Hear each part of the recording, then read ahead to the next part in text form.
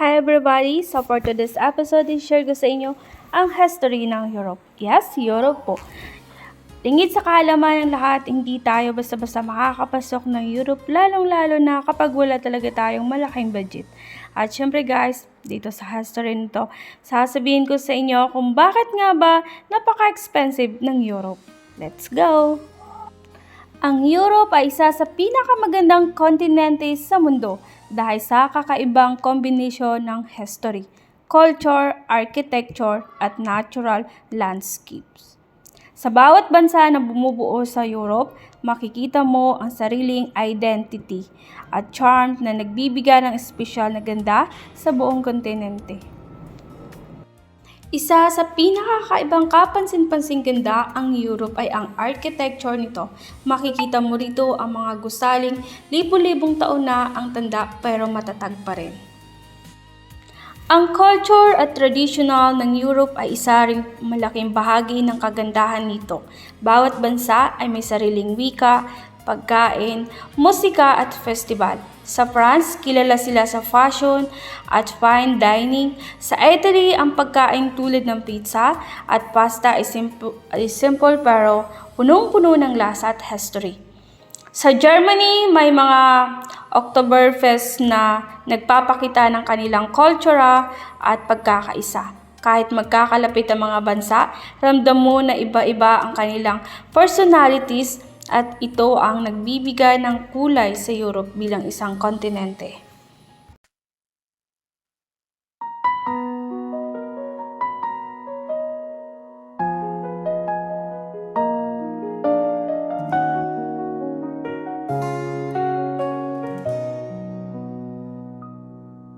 Sa bawat tibok ng puso kong ito, ikaw ang tanging laman, sinta ko.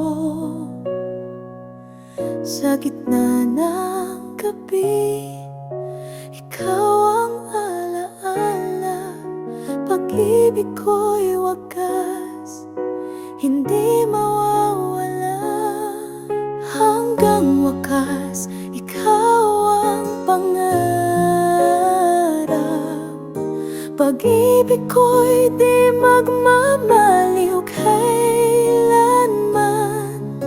Sa dulo ng buhay, ako'y awit pa rin.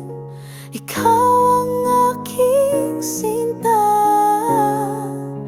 hanggang sa langit man. Bawat pag-ulan, ikaw ang kanlungan. Bawat pagsubok, ikaw ang lakas. Sa piling mo'y natagpuan ang ligaya. Ikaw ang dahilan ng aking pagsinta. Hanggang wakas, ikaw ang pangarap. Pag-ibig ko'y di magmamaliw kailanman. Sa dulo ng buhay,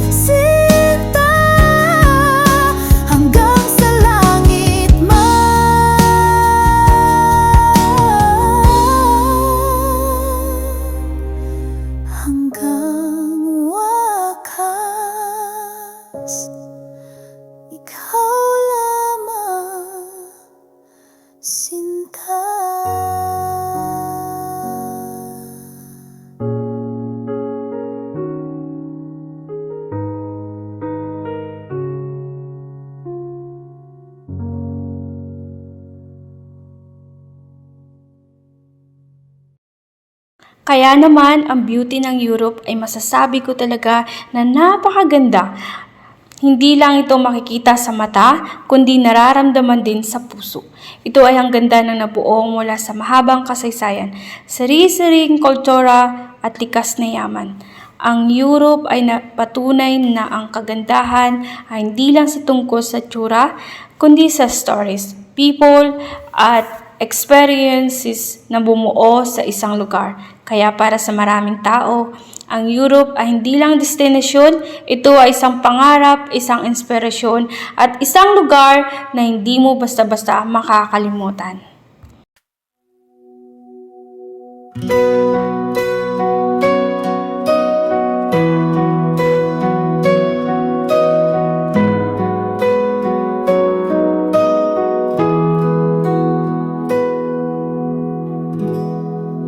Sa bawat tik-tik ng orasan,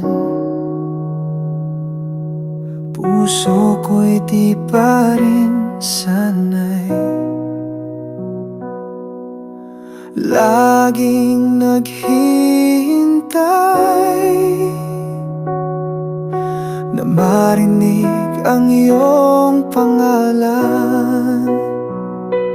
Ngunit ang hangin lang ang sumasagot. Damdamin ko'y unti-unting nauupos. Kung di na ako ang laman ng puso mo, sige na't huwag ka nang magtago. Kung di na ako ang dahilan ng ngiti mo, tatanggapin kong ako'y talo. Kahit masakit, ikaw pa rin ang mundo ko. Mga alaala mong iniwan, parang himig sa piano tulan. Sa bawat nota, ako'y nasasaktan. Ngunit musika pa rin ang sandigan. Ngunit sa dulo ng bawat tugtugin, ikaw pa rin ang aking awitin. Kung di na ako ang laman ng puso mo, sige na't huwag ka nang magtago. Kung di na ako ang dahilan ng ngiti mo, tatanggapin kong ako'y talo. Kahit masakit, ikaw pa rin ang mundo ko. Maano na ang mga pangako? Paano kung ako pa rin ang totoo? Ngunit kung kaligayahan mo iba, aawit ako nang walang halaghak. Kung di na ako ang laman ng puso mo, sige na't huwag ka nang magtago. At kung sakaling ika'y lumayo, mamahalin pa rin kita. Kahit di na ako.